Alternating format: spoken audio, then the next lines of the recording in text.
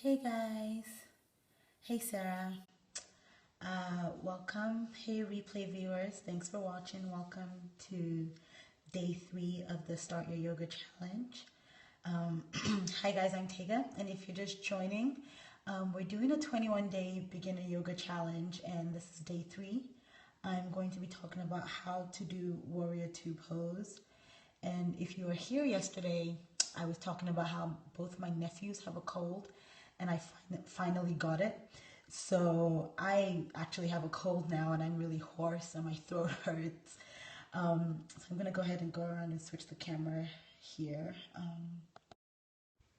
Hey guys, welcome. I'm Tega. Welcome to day 3 of the Start Your Yoga Challenge. I'm hosting with Ali. She's at Ali K Bourne. And today I'm going to be showing how to do Warrior 2 pose, actually, not Warrior 3. Yesterday we did Warrior 1, and if you missed it, I'll probably show it again today. I'm broadcasting a little later today than I normally did because I had to sleep in. I wasn't feeling too well. Let's see, I think that looks about good. You should be able to see me from there. I'm going to move the camera back a bit. That should work. Okay. Let me see if you can see. That would work. Okay. Hi guys, if you can hear me, can you give me some hearts just so I know you can hear? And then I'm going to go ahead and show how to do Warrior 2 pose. So in Warrior 2 pose, awesome. Okay, that's good. Warrior 2 pose, I'm going to start with my left leg forward. And the left leg is facing straight ahead. And then you're going to take the right leg, which is my back leg, and just step it back. Let's see, I want you to, there you go. Step it back a good comfortable distance, not too far. You don't want to be too wide where you're like flailing, and you don't want to be too close. So a pretty good about 3 to 4 feet apart. And the front heel needs to align with the back arc of your foot. So where your foot curves, you want your front heel to align with that. And then your body is facing this space, so your hips are square. There's an external rotation to this hip, not internal, forward. And then we're going to go ahead and bend this leg. Now when we're bending this leg, you don't want this right foot to go too far forward because there's weight on this leg, and if this left knee goes past the ankle, your knee is going to be, there's too much stress on that knee, and it's hurt your knee if you do that. So you want your knee to stay right above your ankle. Thank you for inviting follower Sarah. And then this leg is staying straight. So this back leg isn't bent. It's actively engaged. It's straightened. Right now I'm pushing this thigh backwards. I'm drawing my feet towards each other so I can feel my thighs engaged inside. And then my arms, and just right now I'm going to extend them straight out. But my arms aren't just going to hang out here, hang loose, because they're not working. They're actually reaching. You want to reach straight, and your shoulders should be drawing down, and your gaze is just going to be focused on the middle finger of the arm that's over the bent leg. And while you're here, you want to engage this space. So I'm going to draw my belly in, tilt my pelvis forward a little bit so that my abs and my core is engaged. I'm not dumping into my body. There's no back bend. My body is straight up and engaged. Okay? I'm going to flip around so that you can see it, my back from the other side too. So remember, front leg is aligned with the back arc. Can you see my feet? There we go. Back arc. You're going to bend this leg.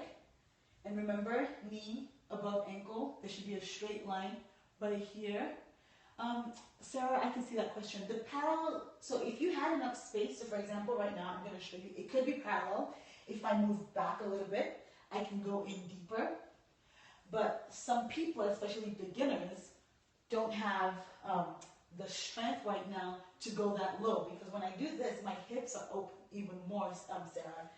So I suggest usually beginners, you can come up a bit. So this can be at an angle to the floor. It doesn't have to be parallel. But the wider you go, the deeper you'll be able to go in. But it takes more work on the hips if you do that. And so remember, there's no back bend, so your butt isn't sticking out. You want to draw that down. Abs are engaged. Arms extending, reaching strongly. Gaze over the front. And my shoulders aren't up here. I'm not doing this with my shoulders. Shoulders are drawing down my back, pulling together, and reaching. Okay, guys? And so that was Warrior Two pose. Sarah, was that helpful? The question about the thigh being parallel to the floor. So it's not necessary. The wider your legs go apart, the wider your feet go apart, the easier you'll be able to sink in, and then that thigh will become parallel.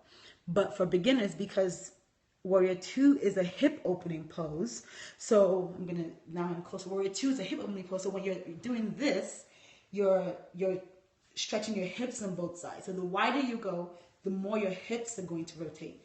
So if that's too painful, you can come up a little bit, which means that leg won't be parallel, but it'll be less work on your hips. Warrior One flow to Warrior Two. Yeah, for sure.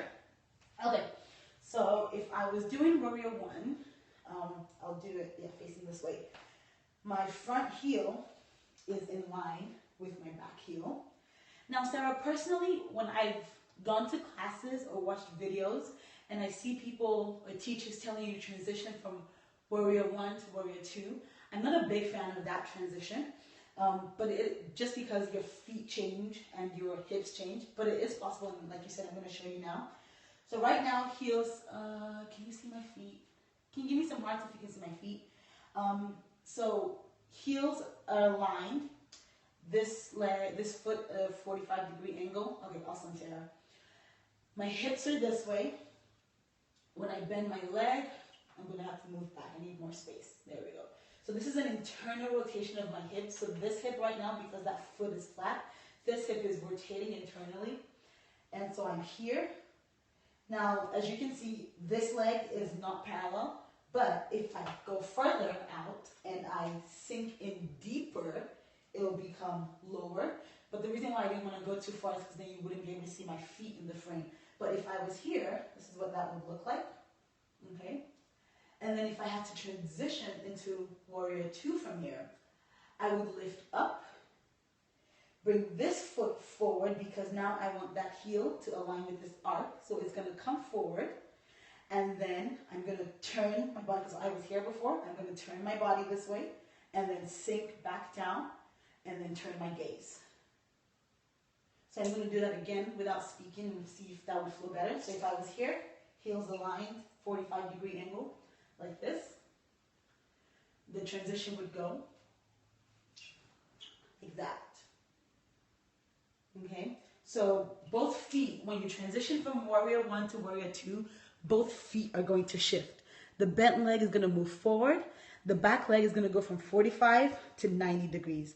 Because then you want your feet like this, where it's heel to arc, as opposed to before where it was heel to heel and this was bent like this. Hope that was helpful, Sarah. Does anybody else have any questions about Warrior One, Warrior Two? Yes, they do switch from Warrior One to Warrior Two in Ashtanga. And sometimes, and I've seen a couple of people say this online where they don't recommend beginners do Ashtanga. But I do think it's fine because there's so many modifications you can do. But if you just throw a beginner right into that transition without talking about the feet, then they go into Warrior Two with wrong form. Which is why I feel like if you're going to ever switch from Warrior One to Warrior Two and you're teaching it to students, specifically mention, okay, now your feet are going to change so that students know that they need to do that transition, as opposed to going into Warrior Two with the heels aligned, because you want the heel to be to the back arc.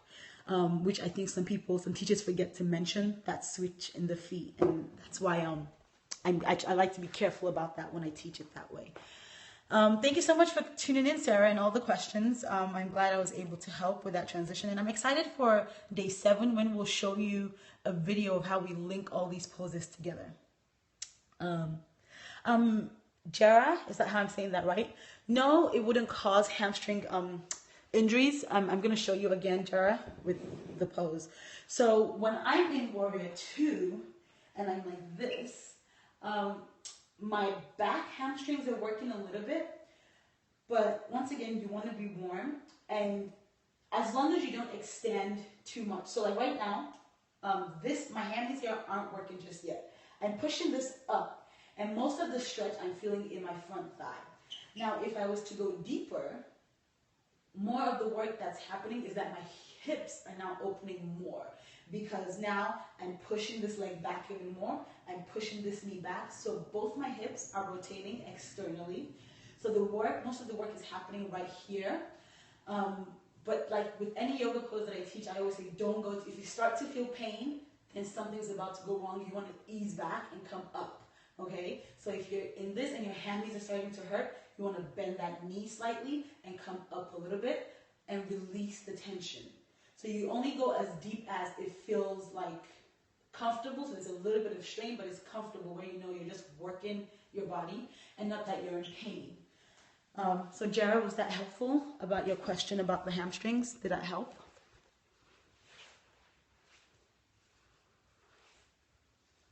So guys, if you're just joining, I just showed how to do Warrior 2 pose. Oh, Jerry, awesome, Jerry. Okay, I'm glad that was able to help. Yay, Sarah, I'm glad it's been helpful. I'm excited to be sending all that information. It's been fun putting all the information together. And if you're just joining, I'll show you the flyer real quick. We are doing 21 days of beginner yoga poses. Today is day 3, and I just showed how to do Warrior 2 pose. If you've just joined and you want to see it again, leave a comment. I don't mind showing it. If you already watched me do the how-to and you have a question, go ahead and ask. Stay on here for a few more minutes and answer some questions. And if no one has questions, I'll go ahead and log off very soon. Jerry, are you signed up for the challenge? Just a quick question, because I know you asked that question about the hamstrings. If you're still in here, can you tell me if you're signed up for the challenge?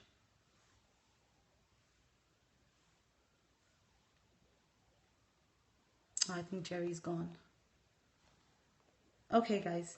Well, thanks for tuning in. Oh, Jerry, okay. Yes, you did. Awesome. Well, so feel free to, if you ever have a question and it's not on, we're not on Periscope, feel free to hit us up on Instagram.